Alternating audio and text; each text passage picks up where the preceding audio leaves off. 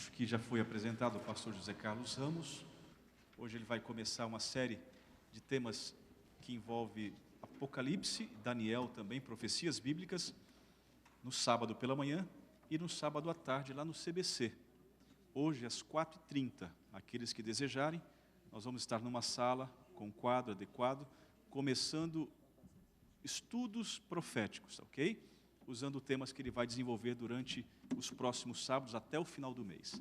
Sábado de manhã aqui na igreja e sábado à tarde lá no CBC às 4h30, tá bom? Muito obrigado a atenção de vocês, pastor, sinta-se à vontade. Obrigado, pastor. Olá, meus queridos irmãos, como estão todos? Felizes? Irmãos, temos razão de ser um povo feliz? Sim ou não? É aquele cântico, né? Somos um pequeno povo, muito feliz. Por que temos que ser um povo feliz, irmãos? Porque nós temos uma esperança, não é verdade? De muito logo vermos a Jesus. Esse evento, a volta de Jesus, irmãos, está cada vez mais próxima. Hoje nós estamos com o sábado, não é? Encerrando mais uma semana. Amanhã estaremos iniciando outra semana, o que significa, irmãos, que estaremos no final desse dia uma semana mais próximos da volta de Jesus. E o que significa a volta de Jesus? Significa, irmãos, a realização de todos os nossos sonhos, não é verdade? Todos os nossos sonhos. Estava comentando com um querido irmão aqui, no início, antes do começo do programa da Escola Sabatina, que, por exemplo, minha esposa e eu temos um filho que hoje descansa na sepultura.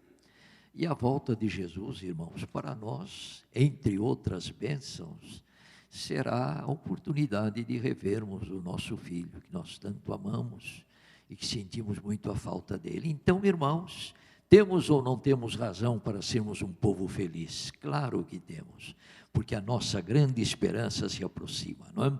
E eu estava notando, irmãos, que a igreja, com todo entusiasmo, cantando, caminhando, caminhando, nós temos, irmãos, a certeza de que Deus está nos dirigindo, não é?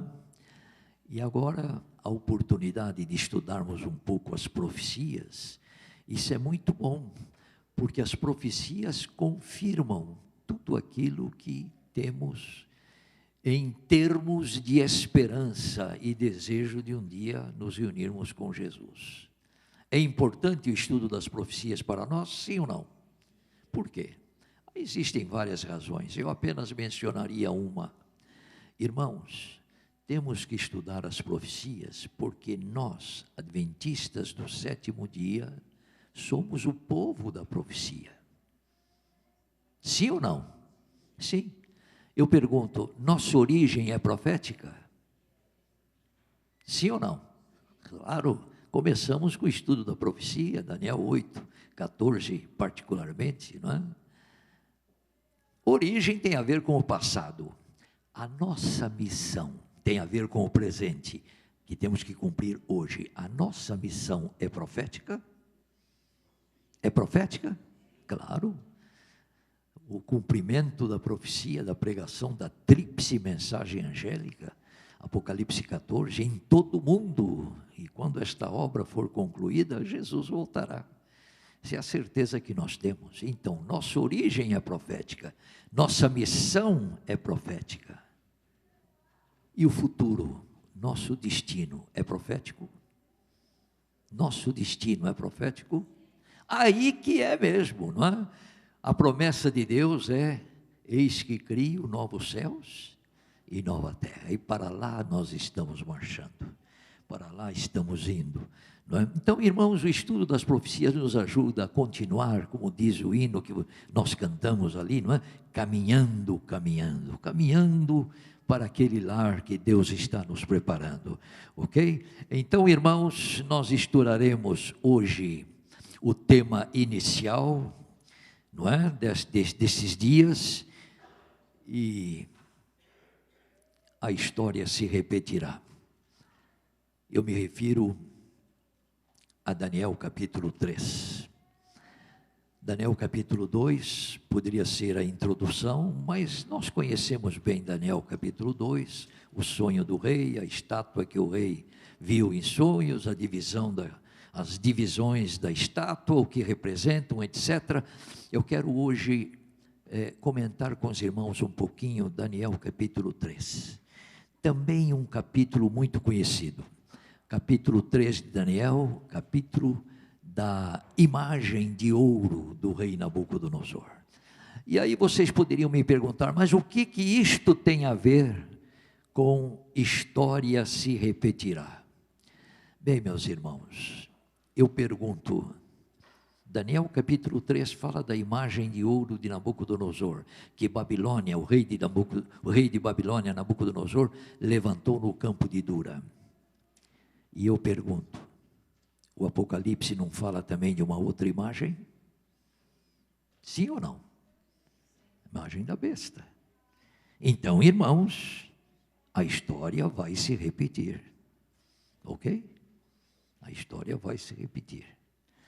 E, meus queridos, o que é que nós podemos aprender da experiência dos 3 hebreus lá no campo de Dura, não se encurvando diante da imagem, permanecendo firmes pela verdade, e depois sendo intimados pelo rei Nabucodonosor?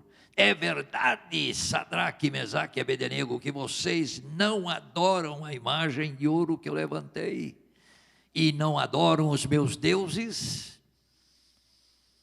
E, meus queridos irmãos, o rei foi muito bonzinho. Olha, vamos esquecer, eu vou dar uma nova chance. Vou mandar a orquestra de Babilônia tocar novamente os instrumentos, e aí vocês adorem. Mas os 3 hebreus, irmãos, tinham uma outra ideia. E eles disseram ao rei, não perca tempo, ó rei. Não mande tocar a música, não. Nós não adoraremos a tua imagem. E aí o rei mandou esquentar a fornalha 7 vezes mais, de tanta raiva que o rei ficou, 7 vezes mais. Eu quero ver agora, não é? A rompança de vocês, o atrevimento de vocês, até onde vai. E mandou jogar os 3 hebreus na fornalha. E o rei agora esfregou as mãos de contentamento, agora eles vão derreter na fornalha. Mas o rei se espantou, porque jogou 3 lá e agora ele viu quantos lá? 4. E o 4 era semelhante ao Filho de Deus. Que coisa impressionante, irmãos. Jesus deixou o céu nesta hora, a companhia do Pai, a adoração dos anjos, e veio para estar dentro da fornalha com seus fiéis seguidores.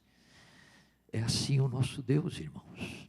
Esse mesmo que veio estar na fornalha com os 3 hebreus, prometeu o seguinte: estou convosco até a consumação dos séculos. Nós temos o Salvador sempre presente. Que maravilha, não é verdade? E então o rei mandou os 3 hebreus saírem da fornalha, cheiraram a roupa e os cabelos dos 3 hebreus, nem cheiro de fumaça havia passado por eles, não é? A minha digníssima esposa, uma ocasião lá em casa, morávamos no Iaene, lá na Bahia, e eu andei queimando uns matos lá, e tinha muito mato verde, e a fumaceira me envolveu, etc. E quando eu entrei em casa, ela deu uma cheirada assim, e imediatamente vai para o banho, porque você está cheiro de fumaça pura. Realmente, irmãos, o cheiro de fumaça não é bom. Mas os 3 hebreus, nem cheiro de fumaça. E olha, a fornalha era aquecida com betume cru. Aquilo era uma fumaceira tremenda, e nem cheiro de fumaça havia entre eles. Assim é o nosso Deus. Meus queridos irmãos, a história se repetirá. Vamos compreender bem este capítulo, porque é importante que entendamos. Bem, quando a gente lê o capítulo 3 de Daniel, a gente começa a perceber algumas coisas interessantes. Todavia, para entendermos melhor, irmãos, nós temos que ter a iluminação celestial. Então, curve a sua mente, a sua fronte, e leve a sua mente até o nosso Deus nesta hora. Vamos então orar a Ele. Senhor nosso Deus, obrigado pelo privilégio de meditarmos na Tua palavra nesta manhã. Pedimos que o Teu Santo e Bom Espírito se faça presente no nosso íntimo, trabalhe na nossa mente, ilumine-nos e ajude-nos a entendermos a Tua mensagem no capítulo 3 de Daniel, e que possamos, compreendendo o Teu plano melhor para conosco, prosseguirmos animosos no Teu santo e bom caminho, até um dia nos reunirmos com Jesus. Em Seu nome pedimos e agradecemos. Amém. Amém. Bem, meus irmãos, quando estudamos o capítulo 3, isso acontecia muito lá na sala de aula, quando eu dava a matéria de Daniel, e chegava no capítulo 3, logo os alunos perguntavam, professor, e onde é que estava Daniel aí? Porque Daniel não aparece na narrativa, não é? Na verdade, vocês podem ler aí de começo ao fim, Daniel não estava presente. Então, alguns entendem que Daniel, como primeiro-ministro, que era nesta ocasião, primeiro-ministro do Império de Babilônia, ele estava na tribuna com o rei, lá, ao lado do rei, e não entre o povão embaixo, no campo de Dura, não é? Então ele não tinha a necessidade de estar lá para adorar a imagem, etc. Não é? Alguns entendem assim, todavia eu não aceito esta ideia. Eu entendo o seguinte, irmãos, Nabucodonosor, quando mandou levantar aquela imagem, ele tinha o plano de exigir a adoração da imagem, e ele não queria ter Daniel por perto. Ele conhecia bem o caráter de Daniel. Ele conhecia bem que Daniel era adorador do Deus verdadeiro. E se Daniel estivesse por ali, isso o rei logo entendeu, ele seria um estraga-prazeres. E o rei não queria por perto Daniel. Então, irmãos, ele incumbiu Daniel, não é, como primeiro-ministro, olha, você vai lá em tal região do império, tem lá um problema para resolver, e você então resolve esse problema. Mandou Daniel para outro local. Ele não queria Daniel por perto, porque seria um estraga-prazeres para ele, não é? Mas, irmãos, Nabucodonosor não contava com os amigos de Daniel como estraga-prazeres também. E os amigos de Daniel estavam lá. E os amigos de Daniel honraram o Deus verdadeiro. Foram fiéis a Deus, não é? E então, irmãos, Deus foi honrado pela atitude daqueles jovens. Mesmo com a ameaça da fornalha de fogo ardente, eles permaneceram firmes ao lado da verdade. Não é esta firmeza que Deus espera de nós também? Sim ou não? Claro, porque, irmãos, naquele tempo era a Babilônia da Mesopotâmia que dominava o mundo. E o Apocalipse fala de uma Babilônia que dominaria nos últimos dias, não é? A Babilônia espiritual. Então, irmãos, Deus espera nossa firmeza ao lado da verdade, a exemplo daqueles três hebreus. Mas o que me chama a atenção aqui, irmãos, vejam bem, veja o versículo 12, por exemplo, porque os três hebreus ficaram de pé, não se encurvaram. Claro, Nabucodonosor lá da tribuna não iria notar no meio de uma multidão que três ficaram de pé. Então não faltaram logo pessoas para acusarem os três hebreus. Aqui diz que os caldeus foram lá ao rei Nabucodonosor para acusar os três hebreus. Não é? Esses caldeus aqui, irmãos, a palavra caldeu no livro de Daniel não é tanto uma palavra no sentido de etnia, né, do povo da Caldeia, não. Caldeus em Daniel é um grupo de sábios que interpretam mistérios e assim por diante. E no capítulo 2, Daniel Nabucodonosor teve aquele sonho do capítulo 2 e logo convocou os caldeus, os sábios, os magos, os astrólogos, os adivinhos, para interpretarem, darem o sonho e interpretarem o sonho. Quer dizer, os caldeus estavam naquele bloco que foi convocado por Nabucodonosor no capítulo 2 e que não souberam dar a explicação ao rei. Então o rei, furioso, decretou que todos eles fossem mortos.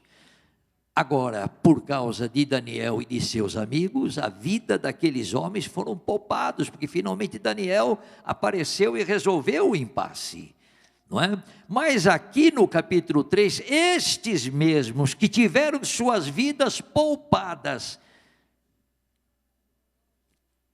pela atuação de Daniel e dos 3 amigos de Daniel, já estão agora acusando os amigos de Daniel para que esses amigos finalmente fossem jogados na fornalha de fogo ardente. É assim, irmãos, que muitas pessoas às vezes agem, não é? Pagando o bem que é feito a elas, não é? Foi feito um bem àqueles caldeus, mas agora esses caldeus estavam conspirando contra a vida dos 3 hebreus. Bem, meus irmãos, com isto, Nabucodonosor, irado, intimou os 3 hebreus, e agora os 3 hebreus confirmaram que não adorariam aquela imagem. Então, o rei, evidentemente, cumpriu o que havia ameaçado, prometido e ameaçado, e lançou os 3 hebreus na fornalha, e Deus então miraculosamente os protegeu e tal. Nós sabemos bem a história, mas, meus irmãos, o que me chama a atenção é que na hora da acusação, na hora que aqueles caldeus foram lá acusarem os 3 hebreus, eles disseram uma coisa que realmente chama aqui a atenção, não é? Vejam aqui no versículo 12 o que é dito: há uns homens judeus que tu constituísse sobre os negócios da província de Babilônia, Sadraque, Mesaque e Abednego. Parece que aqui a gente está vendo uma ponta de inveja, não é? Aqueles caldeus não haviam sido constituídos aí responsáveis pelas províncias, e eles queriam agora, não é, dar um troco aqui para os 3 caldeus, não é? Mas o que vem aqui é interessante, né? Diz assim: estes homens, ó rei, não fizeram caso de ti, a teus deuses não servem, nem adoram a imagem de ouro que levantaste. E aí, irmãos, o rei os intimou, e nós conhecemos o resto da história. Irmãos, como é que aqueles caldeus sabiam que os 3 hebreus não adoravam os deuses de Babilônia? Porque, vejam, eles não acusaram os 3 caldeus só de não adorarem a imagem que o rei levantara. A acusação era dupla: eles não adoram a tua imagem, nem aos teus deuses. Bom, meus irmãos, nós temos que entender aqui uma coisa interessante.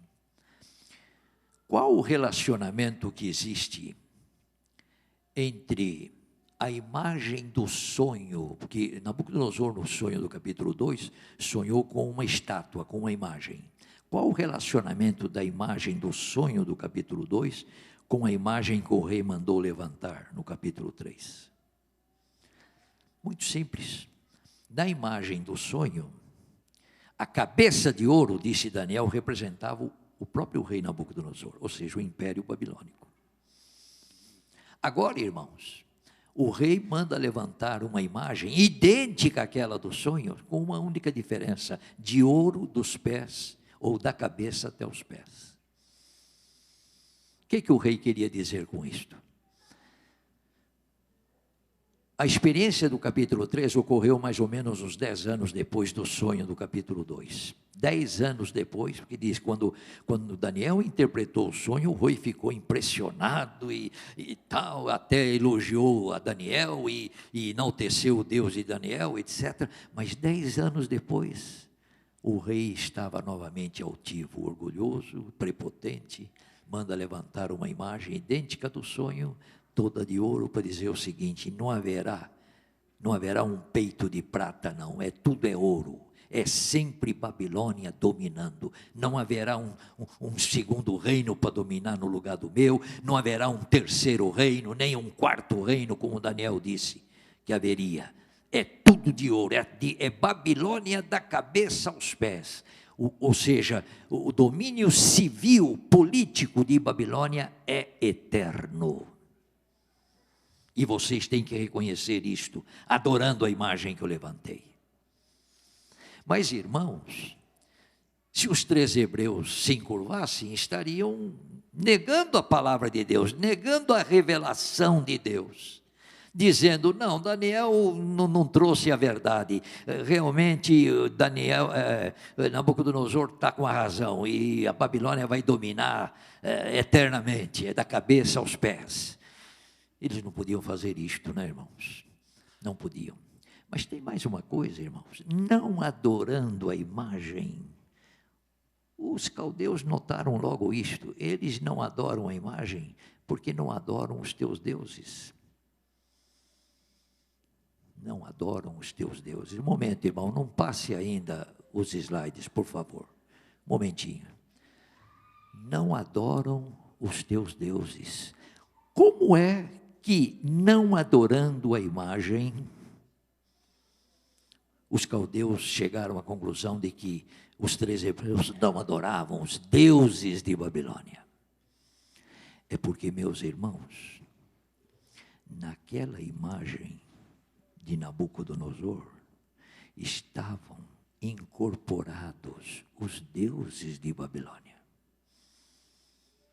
Não adorando a imagem, era não adorar os deuses, porque os deuses estavam todos ali incorporados na imagem. O que me levou a esta conclusão? Irmãos, na minha opinião, e eu acho que estou com a verdade, porque é uma opinião baseada no que a Bíblia diz, a imagem de Nabucodonosor, no capítulo 3, é uma união, uma combinação, uma integração do poder civil e do poder religioso em Babilônia. Poder civil representado no material da imagem, ouro da cabeça aos pés. É o poder civil, o poder político.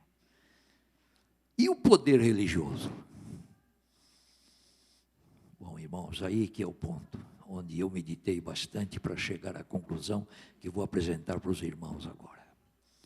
O que na imagem que Nabucodonosor levantou representava o poder civil político de Babilônia? Já falei, o ouro. O ouro representava o domínio político de Babilônia. Ouro da cabeça aos pés representa domínio de Babilônia será eterno. E o que na imagem representavam os deuses de Babilônia?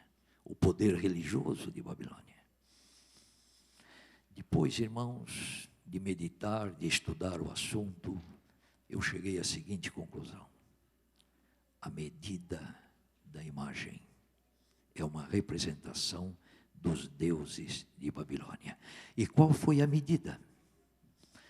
Sabe, irmãos, a tentação, quando a gente começa a ler, é transformar aqui em metros a medida, mas isto não é bom. Diz aqui no versículo 1, o rei Nabucodonosor fez uma imagem de ouro que tinha 60 côvados de altura e 6 de largura. 60 côvados de altura a imagem, 6 de largura. E a tentação é transformar em metros para saber mais ou menos, não é? Como era o tamanho da imagem. Bom, irmãos, apenas para atender a curiosidade de vocês, mais ou menos, diríamos que um côvado é mais ou menos, não é bem, mas mais ou menos meio metro. De maneira que uma estátua com 60 côvados de altura seria uma estátua de 30 metros de altura, mais ou menos. Um pouquinho menos, porque não chega a meio metro o côvado. 30 metros de altura. Um prédio de quantos andares? 30 metros de altura. talvez aí uns, quantos?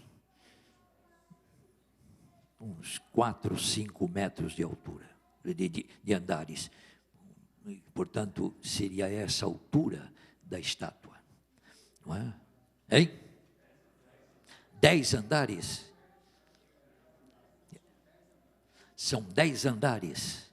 Bom, então faça a figura na mente aí de um prédio de 10 andares, essa altura da imagem de Nabucodonosor. Impressionante, era para chamar atenção mesmo, para mostrar poder, ousadia e assim por diante.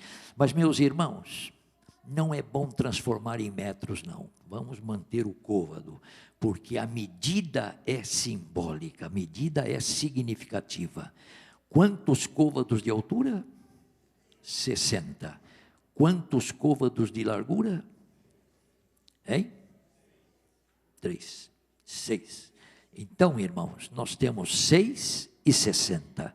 6 é unidade, 60 é dezena. E 600 é centena. Vocês já estão vendo aí alguma coisa, né? 666.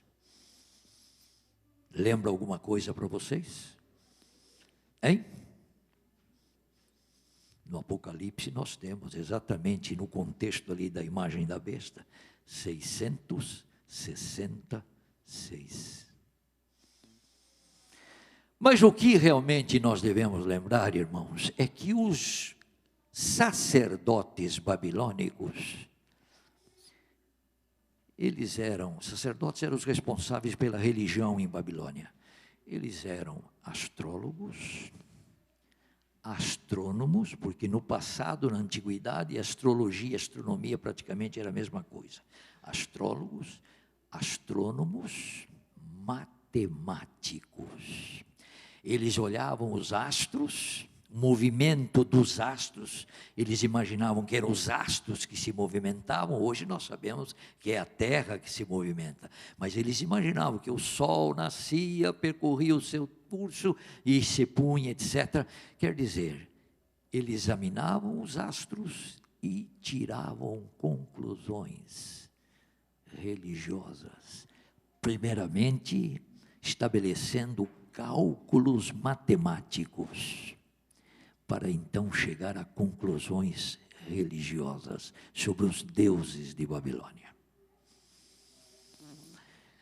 Meus queridos, é impressionante esse detalhe por aquilo que eu vou dizer agora. Os astrólogos, sacerdotes de Babilônia, eram matemáticos. E, meus queridos, várias fórmulas da matemática, hoje, claro, estudadas e que existem, nos vêm de Babilônia.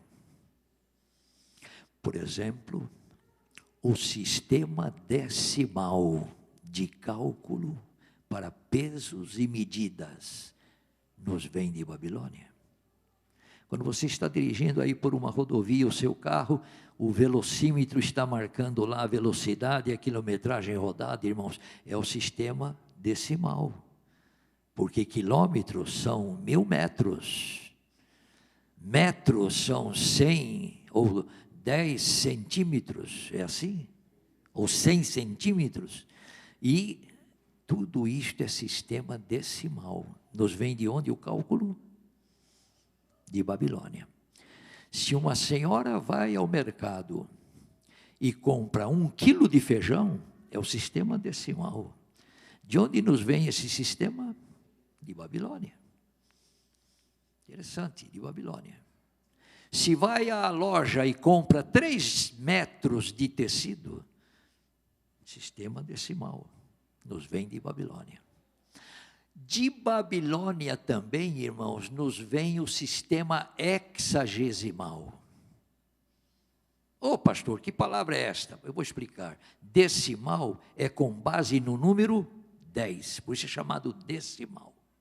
Hexagesimal é com base no número 6. Por exemplo, se uma senhora vai na mercearia e compra 1 dúzia de ovos, que sistema está sendo usado? hexagesimal. Com base em que número? No número 6. De onde nos vem esse sistema? Também de Babilônia. Impressionante, irmãos. Na medida da imagem, nós temos 6 por 60, ou 60 por 6. Sistema hexagesimal. E, meus queridos irmãos, olhando agora para o aspecto religioso, os sacerdotes examinavam os astros, principalmente os astros mais visíveis, como a lua e o sol, e tiravam conclusões religiosas daí. Eles diziam, por exemplo, uma linha reta que tem começo e tem fim, uma linha, é símbolo da criação, que tem começo e tem fim. Isso nós cremos também, não é? A criação tem começo e tem fim. Mas um círculo, eles olhavam para o sol, para a lua, viam o círculo, eles adoravam o sol, adoravam a lua também. O círculo, diziam os sacerdotes, é símbolo de Deus ou da divindade. Porque um círculo não tem nem começo e nem fim.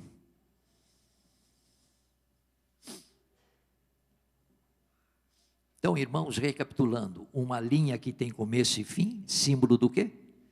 Da criação. Um círculo, a forma do sol e da lua, um círculo, símbolo da divindade, porque não tem nem começo e nem fim.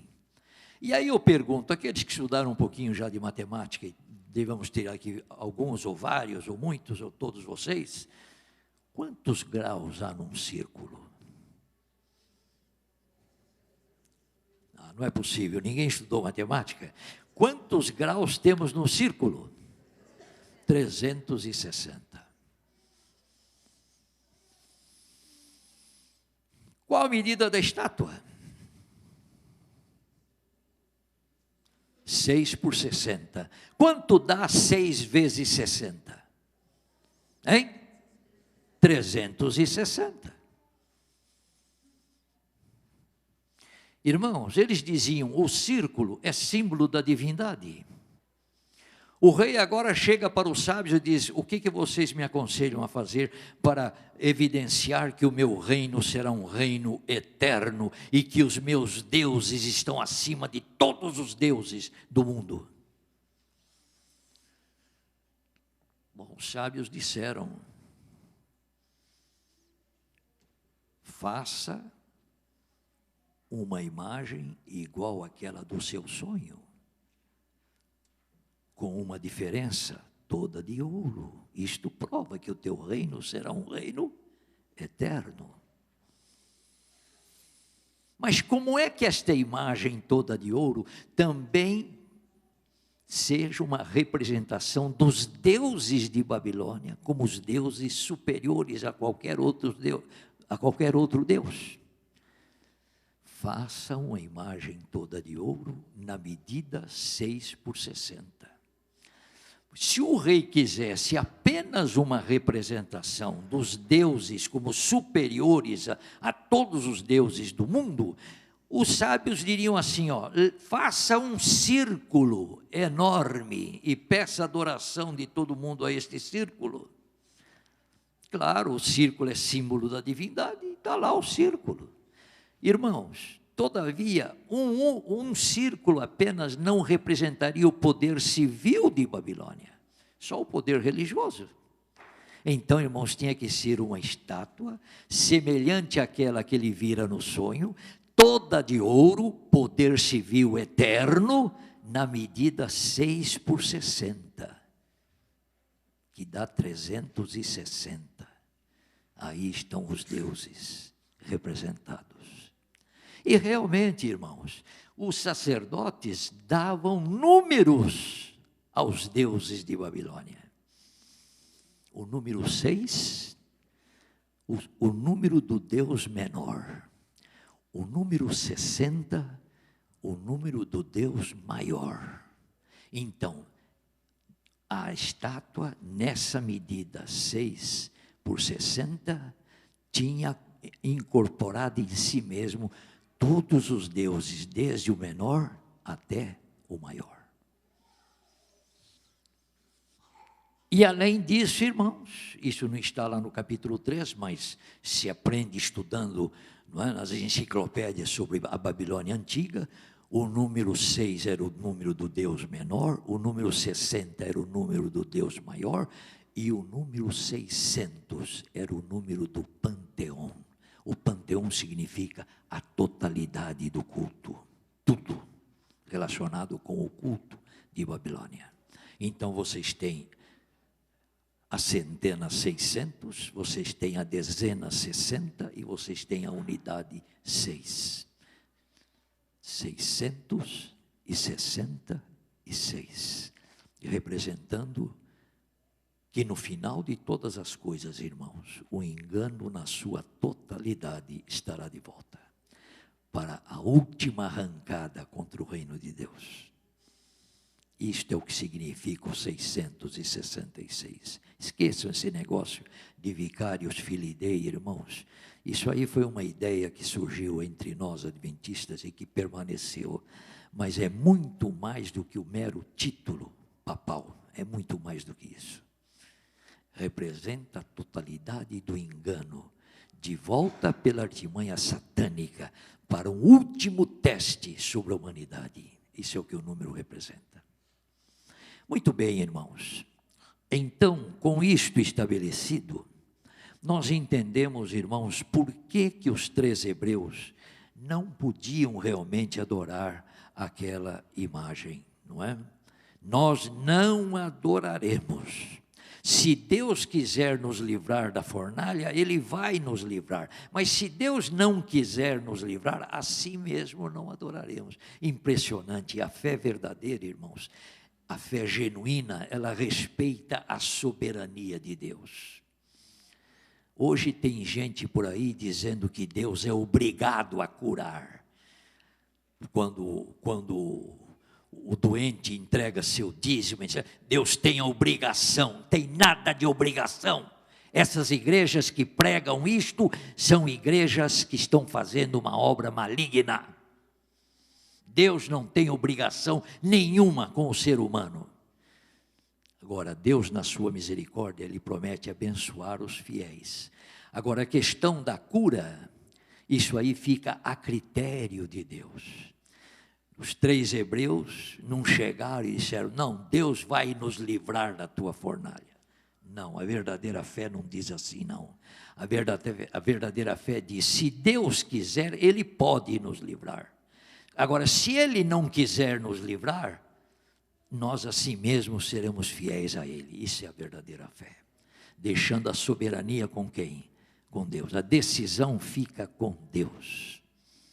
Que coisa maravilhosa. Desses 3 hebreus.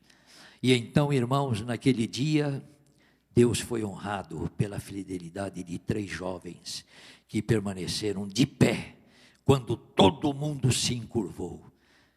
A pressão de massa não teve poder sobre aqueles elementos e eles permaneceram de pé, não é? Respeitando a soberania de Deus e respeitando que Deus é o único digno de adoração. Meus queridos, a história vai se repetir, não vai? Eu pergunto da mesma maneira que a imagem de Nabucodonosor era uma representação da união do poder civil e do poder religioso em Babilônia.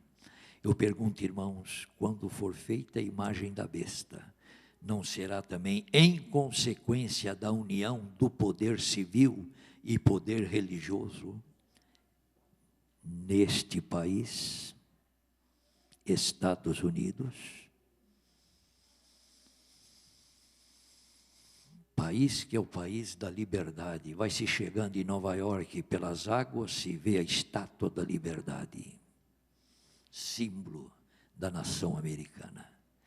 Pois exatamente esta nação vai se levantar contra a liberdade e vai estabelecer decretos de natureza religiosa para exigir, para coibir a liberdade, exigir o cumprimento de certas determinações religiosas contra a consciência das pessoas. É o que vai acontecer. A história vai se repetir. Irmãos, a história vai se repetir de uma maneira que realmente nos surpreende. Porque aqui é dito, irmãos, no capítulo 3 de Daniel, vejam, no capítulo 3, verso 2, que o rei Nabucodonosor mandou ajuntar todo mundo, representantes de todas as partes do império. E no verso 3, então se ajuntaram os sátrapas, os prefeitos, os governadores, os juízes, os tesoureiros, os magistrados, os conselheiros, todos os oficiais das províncias, para a consagração da imagem que o rei Nabucodonosor tinha levantado. Ajuntamento. Eu diria, irmãos,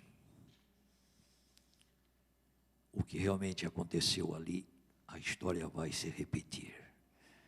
O que nós temos lá, irmãos, um ajuntamento, não é? Aquilo que o senhor pastor chama de quê? Ecumenismo. Um ecumenismo imperial. Todo mundo presente para fazer uma única coisa, uma só coisa, a mesma coisa. E eu pergunto, irmãos, o ecumenismo não está na ordem do dia em nosso mundo? Não haverá um ajuntamento de representações do mundo inteiro, de todas as nações do mundo, para a feitura da imagem da besta?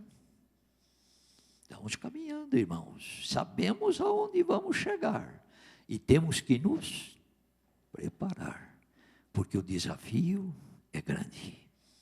Imagine, irmãos, os 3 hebreus lá, diante da fornalha, ou a fornalha, ou vocês se ajoelham diante da imagem. Eles preferiram a fornalha. Não tem problema não, vem a fornalha, vem o que quiser, não vamos adorar o teu Deus, ou a tua imagem. E nós agora, irmãos, a história vai se repetir. Agora sim, meu querido irmão, vamos dar uma recapitulada, para nós fixarmos bem esse tema, porque depois a gente vai continuar com as profecias, e esse tema sempre será lembrado. Agora sim, meu irmão, vamos lá. A história se repetirá.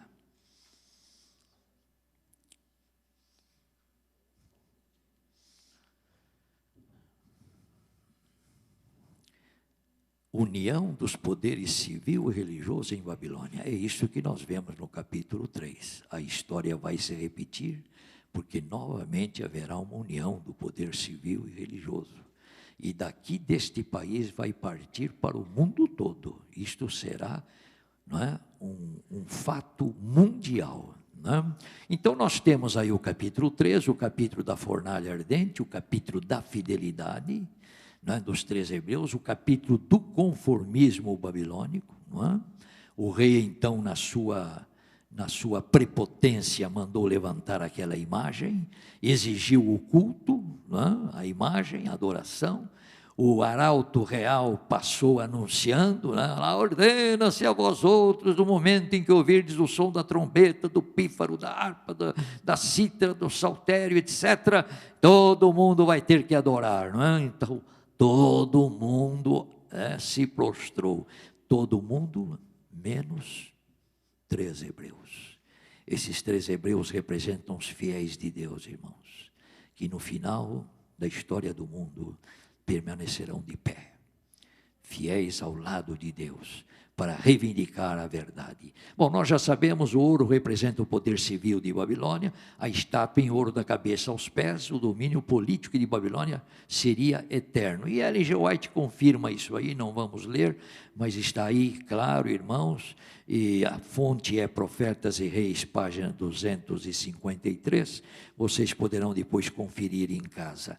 Mas, irmãos, a imagem representava também o poder religioso de Babilônia, porque o rei irado perguntou, é verdade que vocês não servem aos meus deuses? Então os deuses estavam lá na imagem também.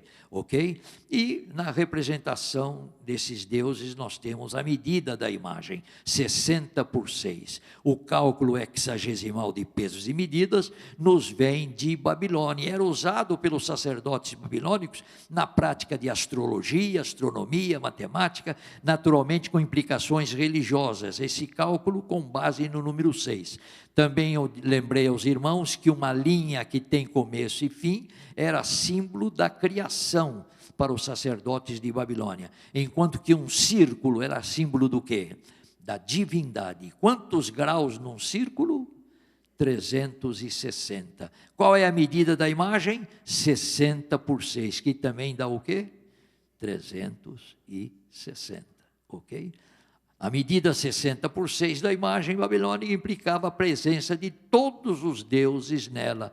Por quê? E aí nós temos o culto babilônico, estabelecendo que o Deus menor era representado pelo número 6, enquanto que 60 apontava para o Deus maior. Então, todas as divindades de Babilônia estavam presentes naquela imagem. Nós temos lá o número 6, unidade, e número 60, a dezena, e o número 600, que não está no relato do capítulo 3, mas tem que ser lembrado aqui, era o número do panteão babilônico, a totalidade dos deuses. Então, no panteão babilônico, nós temos o Deus menor, número 6, o Deus maior, número 60, e o panteão 600, o que nos leva a 666. E só isto aí, irmãos, já é significativo nesse capítulo. Outra coisa, eu não falei isso para os irmãos, mas vamos ver rapidamente. Havia também a tábua numerológica babilônica, não é? Os números de 1 a 36, distribuídos de tal maneira na tábua numerológica, que estava ali dividido em 6 colunas verticais e 6 colunas horizontais, cada coluna somando 111, cada coluna. Então, 6 colunas vezes 111, nós temos também o número 666. Aliás, irmãos, aqui uma sugestão. Cheguem em casa, pegam uma calculadora e somem acumulativamente os algarismos de 1 a 36. Como é que se soma acumulativamente? Pega o número 1, soma com 2, dá quanto? Dá 3. Depois o 3, né? 3, 1 mais 2, 3, 3 mais 3, 6, 6 mais 4, 10, 10 mais 5, 15, e aí vai até o número 36, que 36 é 6 vezes 6, 36. E depois vocês me contam a que total vocês chegam, quando somam lá o último algarismo, que é o número 36. Então, 666 leva-nos diretamente a Apocalipse 13, porque é um número que está lá registrado no contexto da imagem da besta. Então, Daniel 3 é o tipo do que vai acontecer, a história realmente vai se repetir. A imagem é da primeira besta lá no Apocalipse, que sobe do mar, que é o poder papal, mas é erigida e adorada por todo mundo pelo empenho da segunda besta, semelhante ao cordeiro que sobe da terra, e que nós sabemos, esta segunda besta representa que nação? Esta nação aqui. E não é interessante, irmãos, que tudo que começa aqui pelos Estados Unidos, lá a pouco passa para o mundo todo? Eu, quando estudei na Andrews, foi lá na década 80, né? Nós voltamos para o Brasil no início da década 80, 81, 82. Estavam lançando os vídeos cassetes. Estavam lançando. O mundo não conhecia. Aí nós pegamos, compramos um vídeo e levamos para o Brasil. Até quiseram roubar esse vídeo no avião, mas isso é outra história, não é? Irmãos, hoje o videocassete está em quantas partes do mundo? Já nem se usa mais, é outra coisa agora, né, que também foi lançado mais ou menos por aqui. Irmãos, o que demonstra que uma coisa começa aqui e passa logo para onde? Para o mundo todo. E, meus irmãos, decretos de natureza religiosa, com força de lei civil, começarão as coisas por aqui, lá, e logo passará para o mundo todo. Bem, irmãos, o que João viu é que aquela segunda besta de início parecia um cordeiro, manso, humilde, etc., mas depois mudou para falando como dragão, não é isto? Estados Unidos, como campeão da democracia e dos direitos individuais, iniciou sua trajetória como um cordeiro. O profeta diz que trazia 2 chifres, que simbolizam 2 características do sistema governamental norte-americano: liberdade civil, liberdade política, ou então os 2 partidos políticos da nação, os democratas e os republicanos. Quer dizer, o símbolo se encaixa no país, né? Mas algo ocorrerá com este poder. Os versos 12 a 18 prevêem que ele assumirá características bem diferentes. Ele fará uma aliança com a besta que sobe do mar, e então, irmãos, exercerá toda a autoridade da primeira besta na sua presença, fazendo com que a terra e os habitantes da terra adorem a primeira besta, cuja ferida mortal será curada, ou foi curada. Também opera grandes sinais, de maneira que até fogo do céu faz descer a vista diante dos homens. Bom, isto acontece literalmente através aí dos projéteis, de bombas que são derramadas, etc. E então, irmãos, vai seduzir os habitantes da terra para que adorem a imagem da besta que será feita, né? E eles, ou o poder representado aí por essa segunda besta, vai dar fôlego à imagem, fazer com que a imagem entre em vigor, ou viva.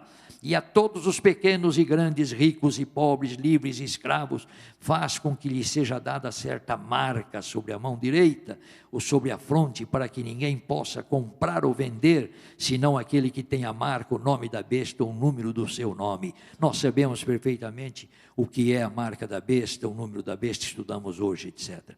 Então, irmãos, a gente fica perguntando, mas será que isto poderá ocorrer? Irmãos, a aproximação, diz aí, entre os 2 poderes é mais real do que supomos. O poder americano com o poder do Vaticano.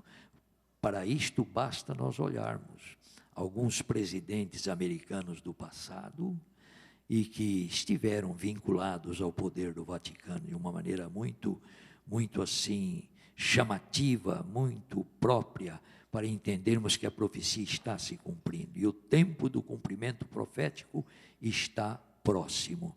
Outra coisa que chama atenção, irmãos, são os atentados. Aqui de 11 de setembro de 2001, o que foi que aconteceu? Aquelas 2 torres vieram ao chão, está vendo? Então, esses atentados podem levar a nação americana a uma tomada de posição mais rígida, drástica, religiosa.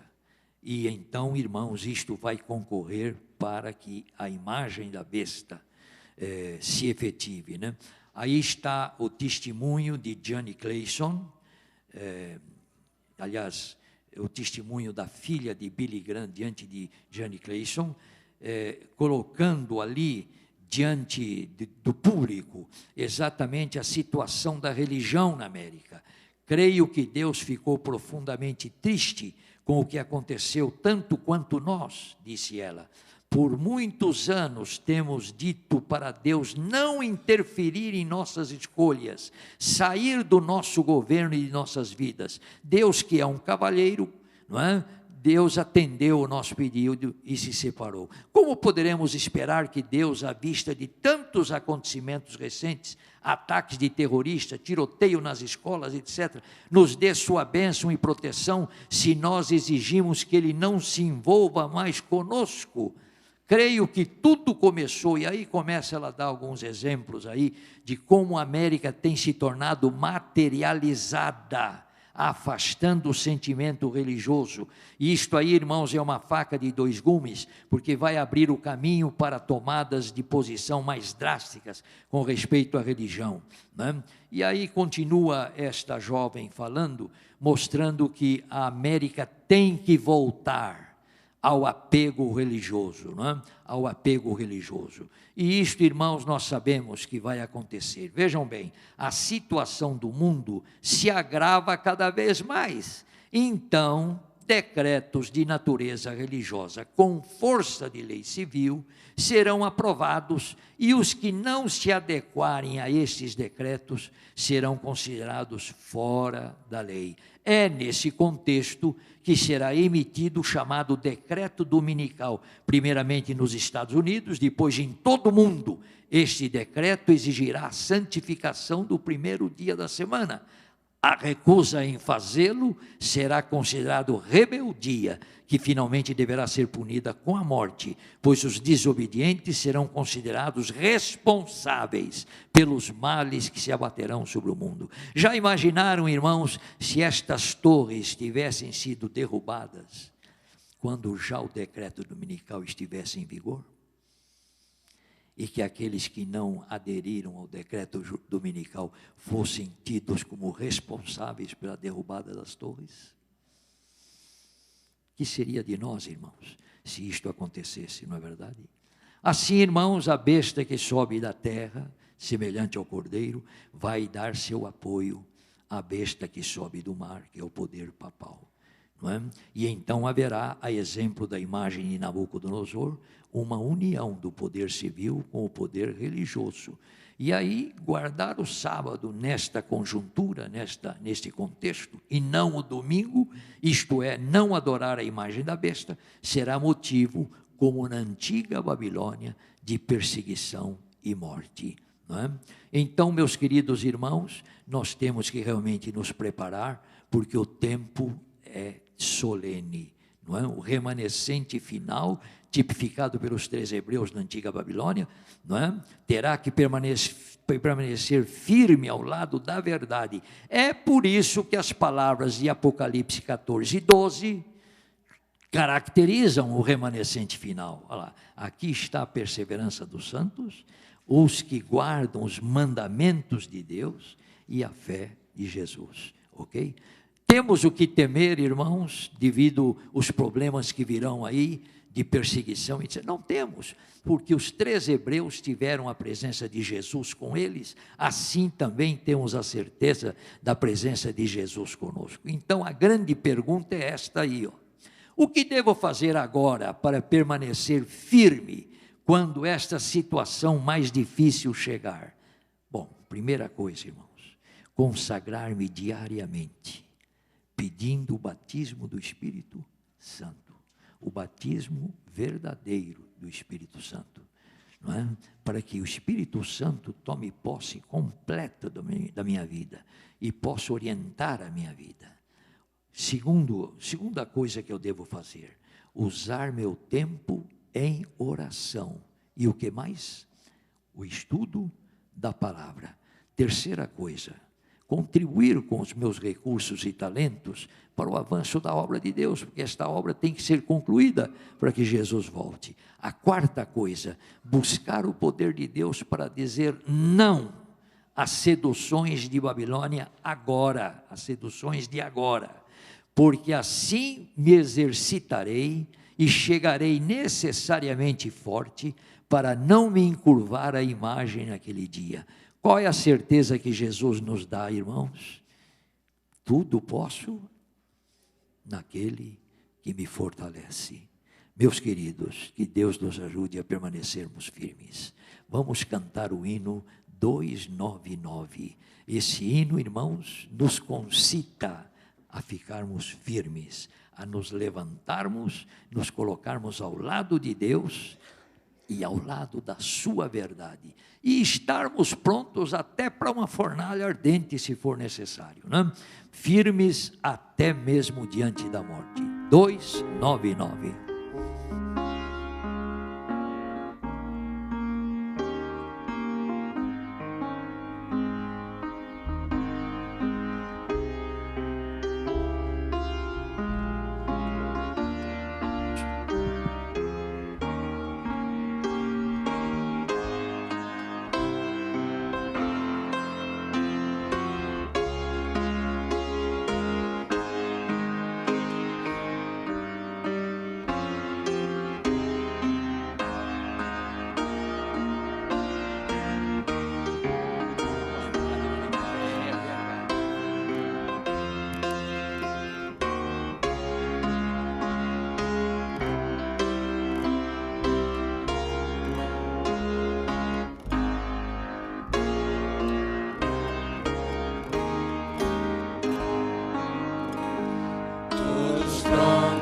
nos disse o Mestre, há comigo padecer, e acordando responderam,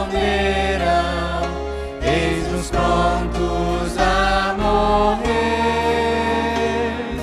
Sim, eis-nos prontos, Senhor, somos teus. Nós vamos ser leais, ó Jesus. Vem ajudar-nos a olhar para os céus e a ser templos teus de paz, amor e luz. Quando virmos ondas negras de tristeza sobre nós, eis-nos prontos a seguir-te, ergueremos nossa voz. Sim, eis-nos prontos, Senhor, somos teus. Nós vamos ser leais, ó Jesus. Vem ajudar-nos a olhar para os céus e a ser templos teus de paz, amor e luz.